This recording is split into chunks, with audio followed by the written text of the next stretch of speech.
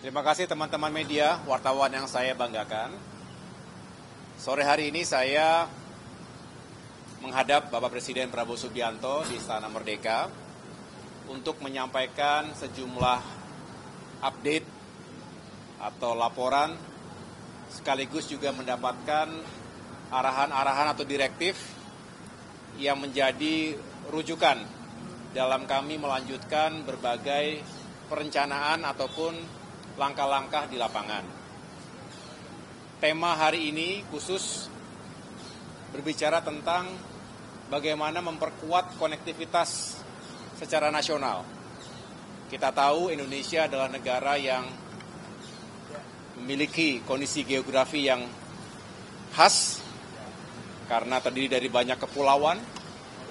Ada beberapa wilayah yang juga masih tertinggal, oleh karena itu konektivitas atau infrastruktur pendukung transportasi darat, laut, udara termasuk kereta api ini penting untuk kita kawal bersama-sama.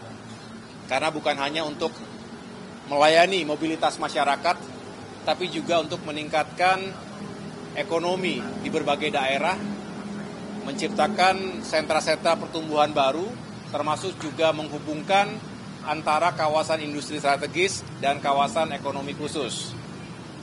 Kami juga menyampaikan kepada beliau bahwa sampai dengan hari ini kita masih terus perlu mendorong agar sektor transportasi ini terus diperkuat. Karena sekali lagi ini penting dan sangat mendasar. Di antaranya tentu terkait dengan sektor kereta.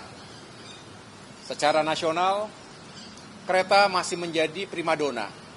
Setiap tahun kurang lebih 500 juta penumpang kereta, atau 1,6 juta setiap harinya. Artinya masyarakat kita masih mendambakan transportasi kereta yang semakin baik, maju, modern, dikelola secara profesional, nyaman, aman, dan juga terjangkau harganya.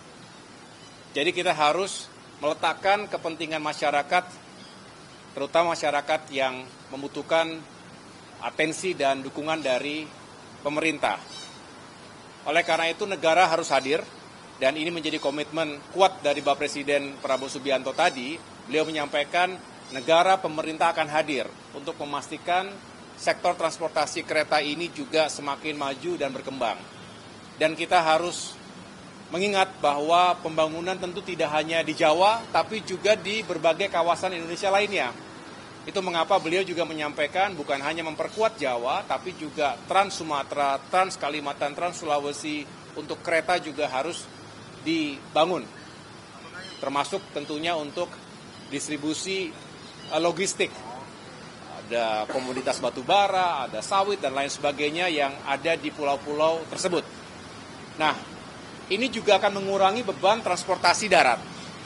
Dalam berbagai kesempatan saya menyampaikan kepada publik, kepada teman-teman semua bahwa kita juga sedang berusaha untuk menghadirkan kebijakan yang lebih ramah terhadap seluruh masyarakat, terutama dari odol, dari kendaraan-kendaraan yang lebih dimensi dan lebih beratnya.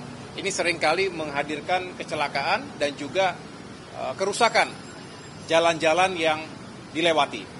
Nah, dengan transportasi logistik pada saatnya nanti lebih mengedepankan kereta dari satu titik ke titik yang lain, ini juga diharapkan bisa menjadi solusi dan sekaligus mengurangi beban jalan raya. Nah, terkait dengan kereta, kami juga tentunya membahas bagaimana kereta cepat yang selama ini juga atau beberapa waktu terakhir ini menjadi hangat diperbincangkan. Kita pastikan, tadi Bapak Presiden menyampaikan bahwa terkait dengan kereta cepat Jakarta-Bandung, tentu negara pemerintah akan hadir. Dan kita melibatkan semua pihak. Tadi siang bertempat di Kementerian Koordinator Bidang Infrastruktur dan Pembangunan Kewilayahan, kami menggelar rapat koordinasi. Tadi saya mengundang Menteri Investasi yang juga adalah CEO Danantara, Bapak Rosan Roslani, dan jajarannya, kemudian Menteri Perhubungan Bapak Dudi Purwagandi dan jajarannya, termasuk para pejabat di Kementerian Koordinator Perekonomian dan juga Kementerian Keuangan. Kami sepakat untuk menghadirkan solusi yang terbaik, yang paling visible, yang paling baik untuk semua. Semua ingin mengambil peran, mengambil bagian dari tanggung jawab untuk melakukan restrukturisasi keuangan kereta cepat Jakarta-Bandung.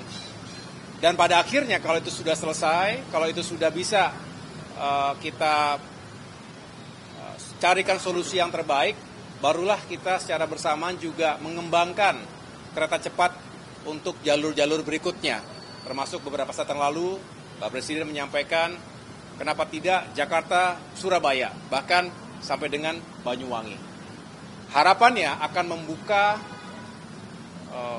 atau memberikan jalan bagi pemerataan pembangunan. Ini berbicara keadilan. Saya ulangi, berbicara keadilan dan pemerataan antar wilayah. Tidak boleh ada yang tertinggal dan tidak boleh ada yang kemudian tidak terjangkau.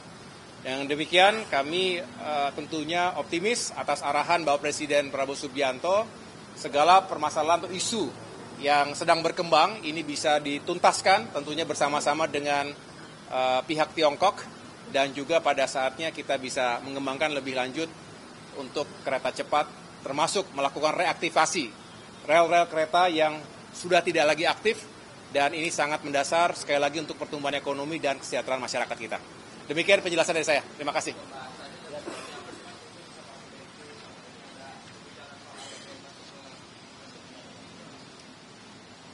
Tadi di ruangan saya sendiri bersama tambahannya tentunya ada Bapak Mensesnek dan Bapak Seskap. Secara umum yang kami bahas tadi di Rakor yang kami selenggarakan di Kemenko Infrastruktur juga inline, sejalan dengan apa yang menjadi arahan Bapak Presiden. Tentu nanti pada saatnya akan lebih dijelaskan. Yang paling penting adalah sekarang sudah bisa diberikan kepastian bahwa negara pemerintah akan hadir untuk sama-sama kita mencarikan solusinya ini.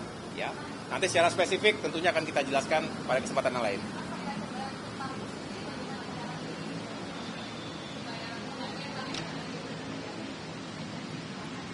Ya, itulah nanti yang saya sampaikan bahwa pemerintah APBN juga pasti akan menjadi bagian. Tetapi untuk seperti secara spesifiknya nanti akan kami sampaikan pada kesempatan yang lain. Yang jelas kita tadi berbicara infrastruktur seperti halnya di banyak negara, infrastruktur transportasi termasuk kereta itu juga tentunya negara hadir di situ. Ini. Kenapa? Saya akan terus berkoordinasi dengan Danantara dan nanti secara teknis dan pelaksanaannya akan kita tentukan berikutnya. Tetapi saya secara khusus juga terus berkomunikasi dengan pihak Tiongkok juga.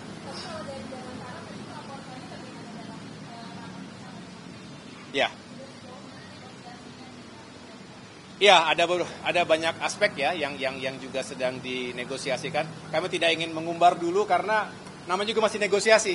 Karena begini teman-teman, mohon dimaklumi, negosiasi juga perlu ada ruang dan diberikan sekali lagi proses yang juga mudah-mudahan bisa menghasilkan yang terbaik untuk kita. Karena prinsipnya adalah negosiasi untuk yang terbaik untuk Indonesia, pasti begitu.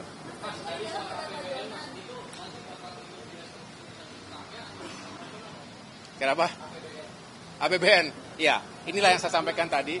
Ada bagian nanti pengembangan konsep ini ya. Sementara ada sejumlah opsi ya. Bagaimana operasional dan kepentingan untuk kita bisa fokus pada profit ini dipisahkan dari bagaimana mengelola infrastrukturnya.